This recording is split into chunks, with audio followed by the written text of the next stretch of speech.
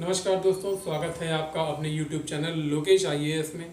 मैं आपका दोस्त लोकेश श्रीवास्तव आपका स्वागत करता हूं। दोस्तों, 2020 यूपी PCS की वैकेंसी आ चुकी है। यह वीडियो ऐसे लोगों के लिए बहुत ही वरदान साबित होने वाला है जो लोग पहली बार परीक्षा देने जा रहे हैं।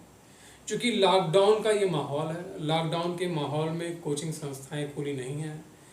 इसी कारण से जो नए लोग हैं उनको सही तरीके से मार्गदर्शन नहीं मिल पा रहा है कि परीक्षा कैसे होती है, परीक्षा का प्रारूप क्या है, परीक्षा का स्वरूप क्या है। उनकी इसी समस्या को दूर करने के लिए मैं यह वीडियो बनाने जा रहा हूँ या वीडियो बना रहा हूँ। इसको देखिए, अधिक से अधिक लाइक कीजिए और सब्सक्राइब करके शेयर कीजिए। दोस्तों, वीडियो शुरू करते हैं। यूपी PCS प्री 2020 के बारे में हम लोग चर्चा करने जा रहे हैं। जब हम प्री की बात करते हैं तो प्री में 2 पेपर होते हैं।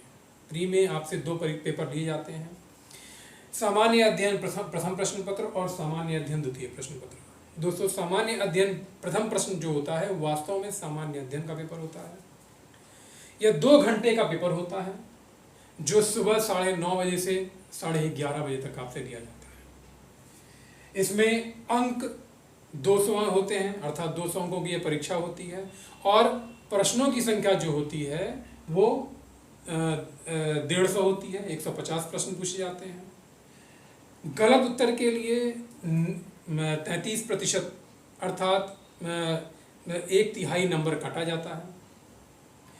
दोस्तों, 2018 में ये नई प्रक्रिया शुरू की गई है। इससे पहले 2018 से पहले नेगेटिव मार्किंग की प्रक्रिया नहीं थी। तो 2018 में गलत प्रश्न के लिए, आपके गलत उत्तर के लिए आप 33% या 1/3 नंबर आपसे काट लिया जाता है, आपके प्राप्तांक में से काट लिया जाता है। दोस्तों, यदि हम बात करें सिलेबस की तो सिलेबस में 8 टॉपिक्स हैं। पहला टॉपिक जो है ये बहुत महत्वपूर्ण टॉपिक है जिससे हर साल कम से कम 25 से 30 प्रश्न पूछे जाते हैं। ये टॉपिक है राष्ट्रीय और अंतर्राष्ट्रीय महत्व की समसामयिक घटनाएं। इनकी कक्षाएं रोज डेली बेसिस पे हम आयोजित करेंगे इनको, इसीलिए हमारे चैनल से आप जुड़े रहें। दूसरा जो टॉपिक है वो भारत का इतिहास और भारतीय राष्ट्रीय आंदोलन है। इसमें तीसरा टॉपिक जो है भारत एवं विश्व का भूगोल है, जिसमें प्राकृतिक, सामाजिक और आर्थिक भूगोल के बारे में आपसे पूछा जाएगा। चौथा टॉपिक भारतीय राजतंत्र और शासन है। इसमें संविधान, राजनीतिक प्रणाली, पंचायती राज, लोक नीति तथा अधिकारों से संबंधित मुद्दों को शामिल किया जाएगा। कैसे होगा, क्या पूछेगा, किस तरीके से क्या होगा, इसका सिलेबस, PDF नोट्स सब आपको उपलब्ध करवाए जाएंगे। इसीलिए लाइव चैनल से अगर आप जुड़ते हैं हमारे तो आपको ज़्यादा फायदा होगा। पांचवा जो टॉपिक है वो है आर्थिक और सामाजिक विकास, सतत विकास, गरीबी, समावेशन, जनसांख्यिकी, सामाजिक क्षेत्र में की गई नई पहलें। इसके अलावा छठा जो टॉपिक है हमारा वो है पर्यावरणीय पारिस्थितिकी, जैव विविधता और मौसम परिवर्तन संबंधी सामान्य मुद्दे। ध्यान दीजिएगा दोस्तों, इस टॉपिक में विषय विशेषज्ञता की आवश्यकता नहीं होती है, केवल सामान्य मुद्दों से आपसे प्रश्न पूछे जाते हैं। इसके बाद है 7वां जो टॉपिक है ये है सामान्य विज्ञान और लास्ट जो 8वां हमारा टॉपिक है ये है उत्तर प्रदेश विशेष।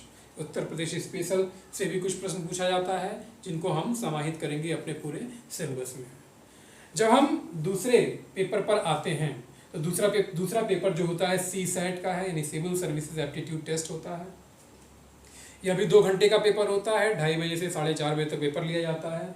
200 अंक होते हैं और 100 प्रश्न होते हैं।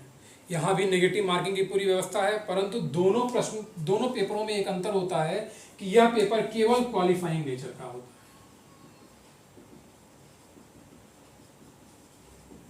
यह पेपर केवल क्वालिफाइंग नेचर का होता है, यानी इस पर मेरिट नहीं बनती है। मेरिट जो बनती है वो प्रथम प्रश्न पत्र के ऊपर बनती है, लेकिन इसको क्वालिफाई करना जरूरी होता है और जो क्वालिफाइंग नेचर है वो है 33%, अर्थात 66 नंबर इसमें पाना आपको अनिवार्य है। अगर आप 66 नंबर इसमें पा लेते हैं तो आप आपने सेकंड पेपर क्वालिफाई कर लिया और उसके बाद आपका फर्स्ट पेपर क्या होगा, चेक किया जाएगा और इसी के आधार पे क्या होगी, मेरिट बनेगी। यानी यह पेपर जो होता है आपका मेरिट बनाता है, मेरिट इसी पे डिसाइड होती है।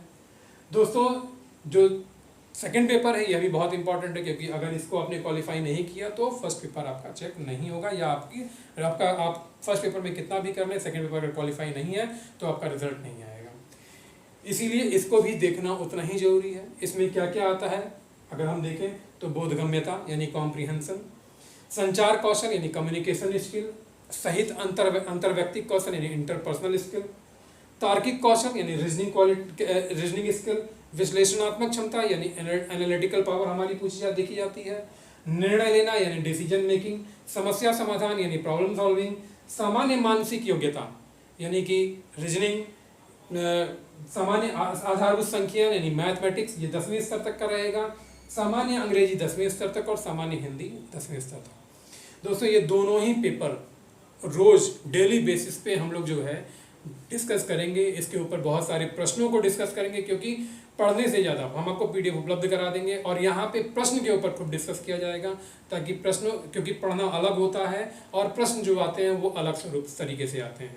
पढ़ाया आपको हमेशा सामान्य शब्दों में जाता है, जबकि प्रश्न जो आते हैं उनकी शब्दावली अलग होती है। तो हम पूरी कोशिश करेंगे कि सामान्य शब्दों में आपको पीडीएफ उपलब्ध करवा दें और जो प्रश्न का स्वरूप है उस प्रश्न जो प्रश्न की शब्दावली हो उन शब्दावलियों में आपसे प्रश्नों को काफ़ी ज़्यादा हल कराया जाए, जिससे आपको फ़ायदा हो सके।